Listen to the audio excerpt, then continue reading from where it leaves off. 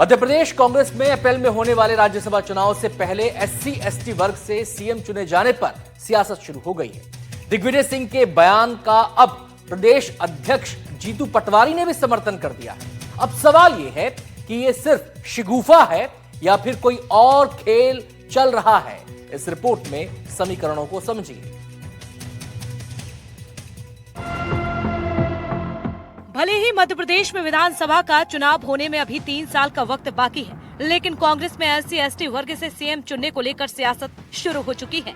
पहले प्रदेश के पूर्व सीएम और राज्यसभा सांसद दिग्विजय सिंह ने कहा कि अगर SC/ST वर्ग से कोई सीएम बनेगा तो उन्हें खुशी होगी। इसके बाद अब जीतू पटवारी ने उनके बयान का समर्थन कर दिया है और कहा है कि SC/ST वर्ग से सीएम बना तो उन्हें 100% खुशी होगी। राजा नरेश चंद ST के थे। हाँ जी, और उसके बाद 13 दिन के लिए और अजीत जोगी जी को तो बनाया था ना जी, बनाया है। तो क्या आप कहेंगे कि अब की बार यदि आपकी सरकार बनती सुधार स्वयं से, तो मुख्यमंत्री आदिवासी या SC? बात यही है, अनुसूचित जाति जनजाति का मुख्यमंत्री बनता है तो मुझे प्रसन्नता होगी। बार बार भारतीय जनता पार्टी ने भी इस पर बहुत सवाल किए। क्या हमारे ST और SC के परिवारजन इसी प्रदेश के हैं? अगर वो इस पद को सुशोभित करते हैं तो किसी को क्यों बुरा लगेगा? आपको खुशी होगी? 100% सबको खुशी होगी।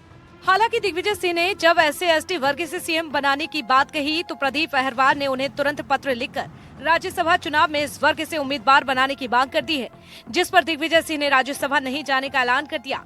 बता दें आपको, अप्रैल 2026 में दिग्विजय सिंह का राज्यसभा का कार्यकाल खत्म हो रहा है। कांग्रेस की ओर से पूर्व सीएम कमलनाथ समेत कई बड़े दिग्गज राज्यसभा सीट के दावेदार हैं। दिग्विजय सिंह लगातार 2 बार राज्यसभा जा चुके हैं। ऐसे में SC/ST सीएम का बयान बड़े नेताओं को किनारे लगाने के तौर पर देखा जा रहा है, जिस पर अब तो बीजेपी भी चुटकी लेने लगी है। अब एक फिर नया शगुफा छोड़ने का काम राजा साहब दिग्विजय सिंह ने किया है कि आदिवासी समाज का मुख्यमंत्री होगा।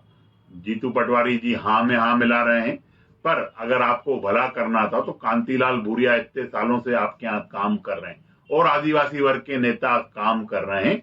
आपने कभी किसी का नाम आगे बढ़ने नहीं दिया।